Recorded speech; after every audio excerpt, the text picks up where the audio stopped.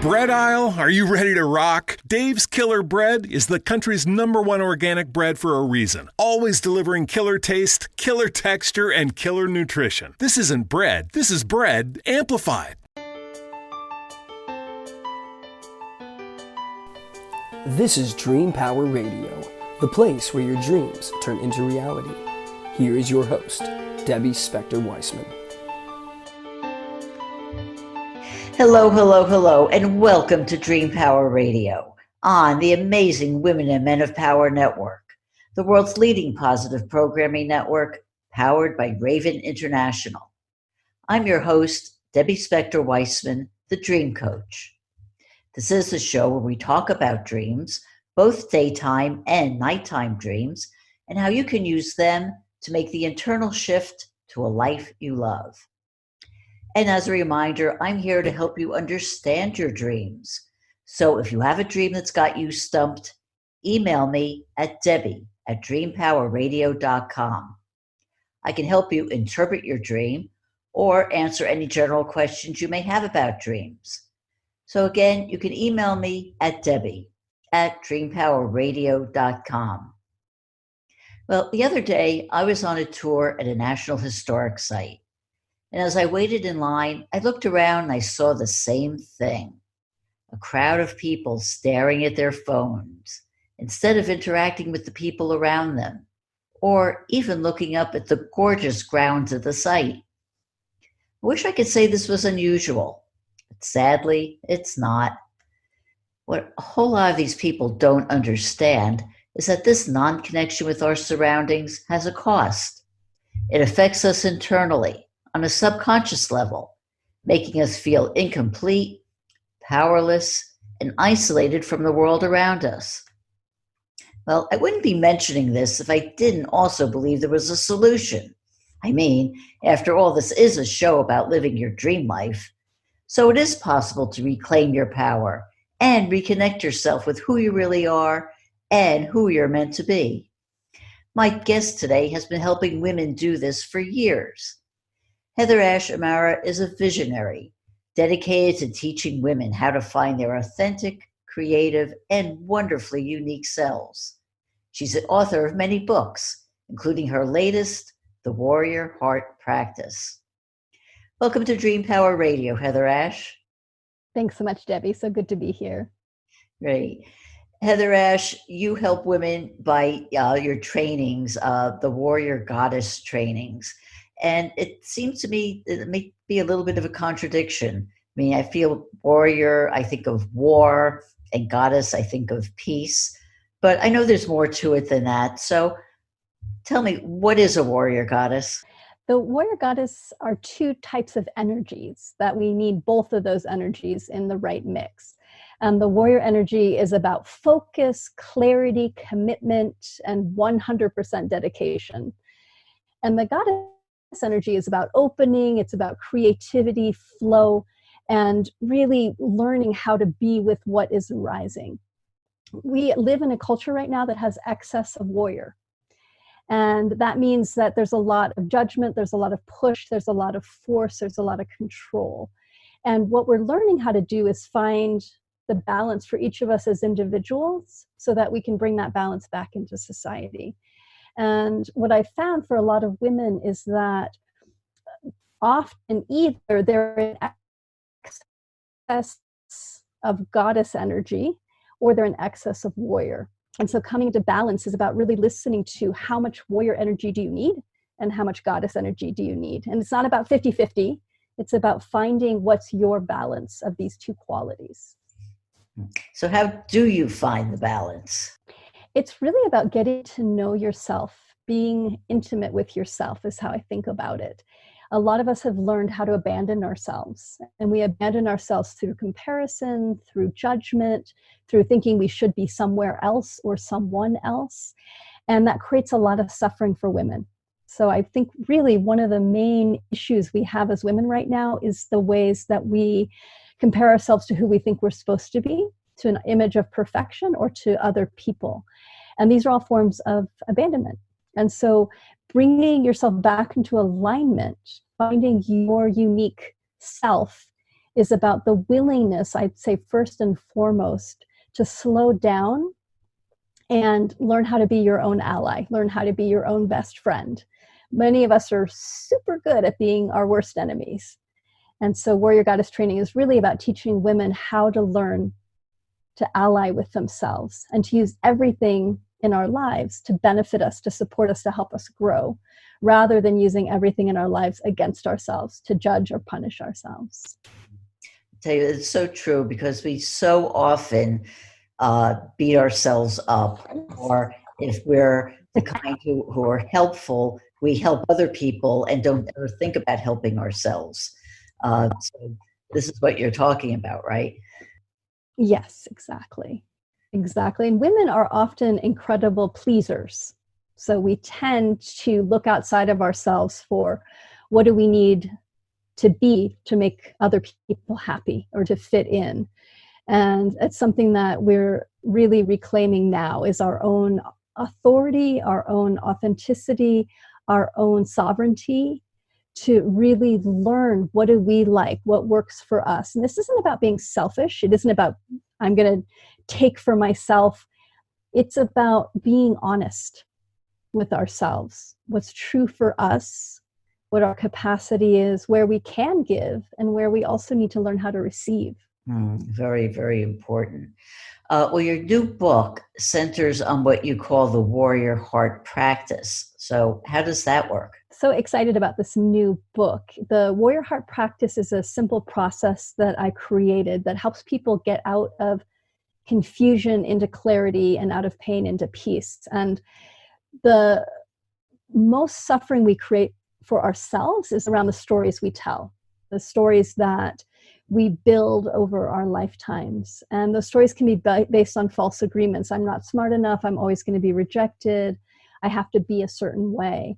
And so the process teaches people how to get out of story and how to start living in truth, and to know what is truth, what's my truth, and to honor other people's truths as well. And what most of us do is we often make a better story up and call that the truth. So this book really teaches you what is truth. And it's a process that helps you step out of the story so that you can look at it through different eyes and make a decision about how you want to be in relationship to it. Now, my understanding is that you have set it up in 4 parts, like the 4 parts of the heart, which is why it's called the Warrior Heart Practice. Yes, the heart has 4 chambers, and the Warrior Heart Practice also has these 4 chambers that are all important. They all work together. But what I found is that to create healing, we need to separate things out so that we can clean up the pieces before we bring them back together again. So the 4 chambers of the Warrior Heart Practice is, the first chamber is the feeling chamber. It's a really simple question. What am I feeling? What's the feeling sense? And because so many of us spend a tremendous amount of energy exiting our feelings, it's really critical that we learn how to turn and face and just sit and be with our feelings, separate from the story. So the second chamber is the story chamber. Once you've learned how to just be with your feelings, which is, I feel hurt, my belly's tight, I'm scared, those are the feelings. The story is, I can't believe this happened, this shouldn't have happened. The story is all the mental part of it. And when you do this process, you start by separating out the feeling from the story.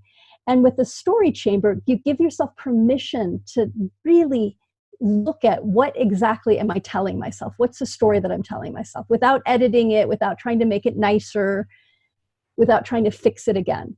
So sit with the emotions, be with the feelings. And then what's the story? And a lot of times there's layers of the story. So the first layer we're telling ourselves is about the situation that's in front of us. But a lot of times that's only the surface. So it teaches us to go deeper into those layers. The third chamber is the truth. Again, how to learn the difference between story and truth. And the story is usually very complicated, and the truth is very simple. The truth is usually one sentence. And then the fourth chamber is the intent chamber. What do I want? What's my goal? Where do I want to put my energy? And the intent chamber is not, I want the people to be different, or I want this person to take different actions. The intent is, what do I want to change? And then what's so beautiful about this practice is that you then circle back. So you take your intent and the truth, you go back into the story chamber, and this is where everything shifts, because now you're able to look at the story that you're telling yourself through new eyes. And that we always complete the practice in the truth, in the feeling chamber. What am I feeling? To close, because we want to learn how to start guiding our lives more from being in touch with our feelings rather than just the story. So that's a very simple description of the Warrior Heart practice. Right.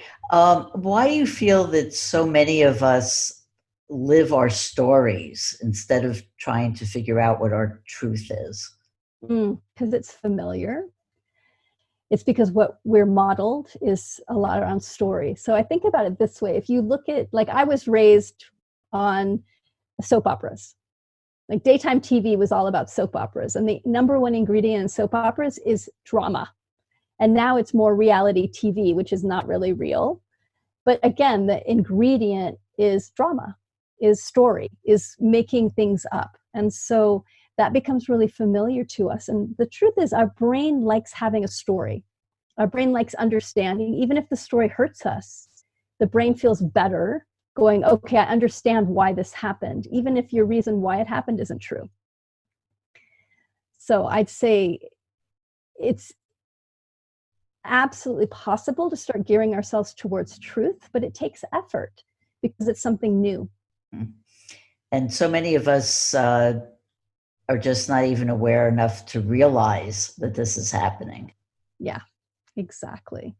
Yeah, we don't realize how much story we're in until we start to step back and really look at, what am I thinking? Because so often it's almost like we're a fish swimming in water and we don't realize how toxic the water is, how toxic our thoughts are. Our thoughts are often incredibly negative, fear-driven, what I call disaster mind, looking at the past and looking at what went wrong in the past, looking at the future and looking at what might go wrong in the future. So it can be challenging to start to realize how negative the mind is. But it's something to then open up around, to get curious rather than use it to judge yourself even more. Mm-hmm. Well, I'm going to read a quote of yours. You say, when you let go of who you wish you were, you reclaim your power to be radiantly, magnetically, and creatively who you are. Why would you want to let go of who you wish you were? When we're trying to be who we think we're supposed to be, we're constantly judging ourselves. So we create this image of perfection of, I'm supposed to be this person. And instead of actually living in the moment in relationship to who you are, you then start comparing yourself to who you think you're supposed to be. There's a difference between having a vision of who you'd like to become that you're actively working towards versus punishing yourself for being somebody that you're not. And that's what we're learning how to settle into, is be who you are now. You can have a desire of who you want to step into, what qualities you'd like to embody more. But you're doing that from loving who you are now, supporting who you are now, and then looking at, how do I step into those qualities rather than rejecting who you are now in favor of somebody you think you should be. That causes so much suffering. And so much of what we go through is suffering, and I'd say needless suffering because of it. Yes, lots of needless suffering. Yeah. And again, we often, like you said before, we don't even realize that we're doing it to ourselves. It looks like it's the outside that's doing it. But there's really a dance of learning to take responsibility for your part in the creation of your life. Mm-hmm. So doesn't true. mean you have to be victimized or blame yourself or judge yourself for it, but to just start saying, okay, so how are my thoughts supporting me or not supporting me? And that's a really great question to start asking, is, how is this story that I'm telling myself supporting me or not supporting me? And that's really what the practice is about. Is starting to look at our story through the eyes of truth. Well, we're going to talk more about this, but we have to take a little break now. We're speaking with Heather Ashamara on Dream Power Radio, and we'll be right back. What do Thomas Jefferson, Elias Howe, and Paul McCartney have in common? They all understood the value of dreams, and as a result, the ideas, inventions, and creations from their dreams affect us to this day. What great ideas are you leaving on your pillow at night? Sign up for a complimentary consultation at my website, thedreamcoach.net, and discover why your dreams are a terrible thing to waste. Welcome back to Dream Power Radio with your host, Debbie Spector-Weissman. Yes, welcome back to Dream Power Radio. I'm your host, Debbie Spector-Weissman, and we're speaking with the warrior goddess and author, Heather Ashamara. Heather, you've been trained in the Toltec traditions, and one of the mainstays of this work is the creating the practice of unconditional love. Can you talk about what it means to have unconditional love and why that's different from what we would just say is love? Yes, absolutely. What most of us talk about when we talk about love, what we're often talking about is conditional love, which is I will love you if. So if you behave a particular way, I'll love you. If you do what I want you to do, I'll love you. If I, to ourselves, if I just lose 10 more pounds, I'll love myself. Or if I just get the job that I should have, I'll love myself. And so we're putting conditions on love. Unconditional love means that you are learning how to love no matter what, and let that feeling sense of love permeate your entire being, and then you're sharing it. The beauty of starting to move towards unconditional love is that you're not shutting love off, turning it on and off based on what other people are doing or based on what you're doing. And that is hurtful, basically, because anytime you shut your love off towards somebody else, you're shutting it off towards yourself. You're closing down yourself. Now, there's a lot of confusion. People think, well, if I'm in unconditional love, that means I never make a boundary or I have to like everybody. And it's not true. Unconditional love means that you are present and you're really paying attention to where you put yourself, who you're interacting with. But you don't shut your love down. You don't punish somebody and say, okay, well, forget it. I'm, ending this relationship because you're a bad person. What you learn to do is say, this isn't working for me. I'm grateful for our time together, and I'm now going to end this relationship.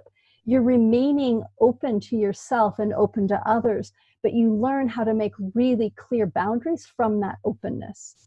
What happens is you don't have to make other people or yourself right or wrong or good or bad. You're at choice where you want to put your energy. My teacher, Don Miguel Ruiz, used to always tell us that you can love everyone, but you don't have to like them. You don't have to go to lunch with them. And you can appreciate and be grateful and respectful for each human. But it doesn't mean that you have to like everything that they believe or agree with them. Mm-hmm. But you can still respect them as a human. Well, sometimes the hardest person to have unconditional love with is with yourself. So how do you learn to have an unconditional love with yourself? Willingness is really the key, is that you're willing to start transitioning from conditional to unconditional love with self. And that willingness means looking at how you love in the world and where you're able to love more fully. And that might be with your grandchild, that might be with your best friend, that might be with your dog, that you can look and go, oh yeah, okay, I do love, I know how to love. I know how to connect with other humans or with other animals. And so how do I bring that quality to myself? And so it's about looking at where you're being conditional with yourself and then reminding yourself what it would look like to really love, to really accept. And it just takes time to transition, because you think about how long that you've probably been being conditional with yourself. And I know that was my experience, is when I started really looking at this, I started recognizing first how incredibly conditional towards myself I was. And that was really painful, to become aware And witnessing is always the first step, is to start to step back and become aware of how we're in relationship with ourselves. What are our thoughts? How are we responding to other people? And so for me, it was becoming aware of where I was being conditional, of where I was shutting my love down, of where I was judging myself, of where I was comparing myself. And then in little incremental ways, starting to change my behavior, starting to change my thoughts. And it really is lots of baby steps over and over again. And looking at, how would I treat my best friend? Or how would I treat my dog in this moment? Or how would I treat my grandkid? And that can help you go, oh, right, I'm not treating myself as an ally. I'm treating myself as an enemy. And when we don't judge ourselves for that, or beat ourselves up, or make ourselves wrong, but just take the data in and go, okay, so what little thing can I change now? What I found is that over time, you start to stabilize a new way of being in relationship with yourself. But often you can't even see it until one day you react to something and you realize you're reacting in a completely different way. My experience was I locked my keys in my car one day, and I heard this little voice that said, "Oh, sweetie, you locked your keys in your car." And I literally turned around and was like, who said that? Because that was so not my normal voice, what I was used to. I was used to the voice that was judgmental and like, how could you have done that? And instead, this very sweet voice came in. And that really shifted my life. So a lot of times there's a lot of work under the surface before we actually get to see the results. But it's so worth all of the little baby steps. Oh, yeah. To find that transformation. And again, it all comes down to awareness, like really paying attention to all of these things and realizing that it doesn't have to be a giant leap. It can be little baby steps, because sometimes that's how it has to be. And it is those daily choices, making different daily choices over and over again, that stabilizes a new way of being. Okay, when you talk about being a warrior goddess, you're talking about creating a balance within yourself of whatever percentage of warrior versus goddess that works for you. But what happens when you get out of balance? How do you get yourself back into having that balance that you should have? What we're looking for is essence, what I think of as your essential self, and that whatever mix of warrior goddess that is your nature. Because some of us are much more warrior oriented, some of us are much more goddess oriented, some of us are like more in the center of both of those qualities. And so to witness ourselves, to have that awareness that we've been talking about, of what does it feel like when I'm centered? What does it feel like when I'm peaceful? What does it feel like when I'm right in this moment? So that you have a kind of a marker to work with. And that you then start stepping back and watching yourself. There's a part of us that we want to really support in witnessing without judging ourselves as we interact in the world. And the truth is, we're going to be off balance. That's, one of the things I like teaching is that missiles are off target 9.5% of the time. And people always think of like they're always on target, but the truth is what they're doing is constantly adjusting. And so what we want to learn is to adjust, to go, oh, I'm a little bit off. Okay, what do I need now? And that self-intimacy allows us to stop and to ask ourselves, how can I support you? What do you need? How can I help you get on balance again? And in the beginning, when we are in relationship with ourselves from a place of judgment or from a place of conditional love, what happens is we often are off course. We don't realize we're off course because we're pushing or we're feeling victimized or we're out of balance, but we're going off balance without knowing what we're going for. And that when we realize we're off balance, then we usually get really upset with ourselves and then judge ourselves and then, poof, hit ourselves in a way. And we then go sailing off course a different direction. So the corrections are very long. So we're off, how many of us, I know I've had experiences where I've been off balance for years without realizing it, wrong job, wrong relationship. And then the course correction can be really cruel sometimes because we judge ourselves for being off course. But as you get to know yourself better and open, the adjustments become much more subtle because you start to realize right away, oh, wait, something doesn't feel right. What's going on? And then the adjustments are much more gentle. Okay, sweetie, what do we need? And I found that to be one of the best questions to stay balanced with ourselves, is that question. Hi, sweetheart, what do you need? And not what do you need from other people? What do you need from yourself? How do you need to support yourself? What are you craving more of? And how do you craft that in a creative way in your life? And again, asking that question in a non-judgmental way, so you're not beating yourself up for not being, this what you would consider a perfect image of yourself. And it takes practice, because often what happens is you watch yourself beating yourself and judging yourself for judging yourself. So we start this spiral of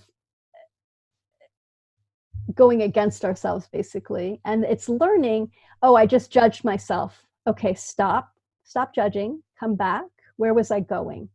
So I'm always a really big fan of helping people figure out what their intent is. What do they want in their life? And to recognize, if you want more love in your life, you want to figure out, how do you make that actionable, for example. So I want more love in my life. What does that actually mean? And then how do you move towards that? So if there's something that you want to create more in your life, to realize that when you state something that you want, you also have to get clear about what would that look like.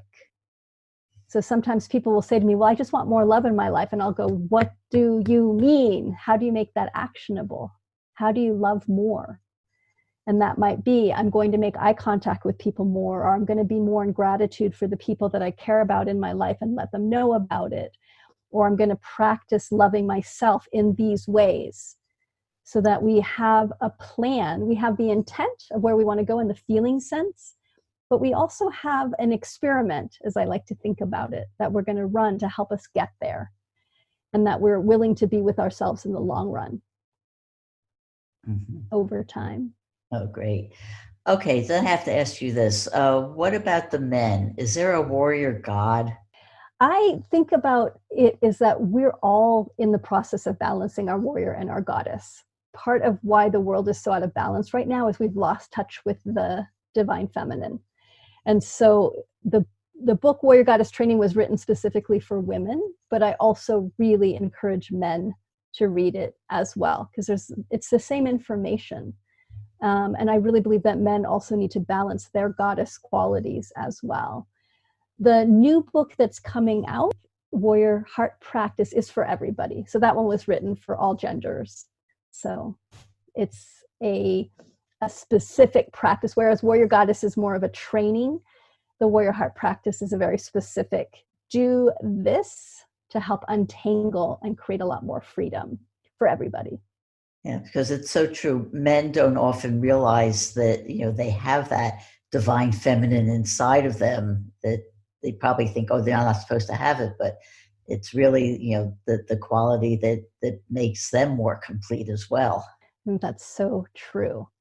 And we're learning how to come back into right relationship with the male, female, and it's not as divided as we could think it is. I definitely believe men and women do have there's different hormonal things. There's also different training that we get.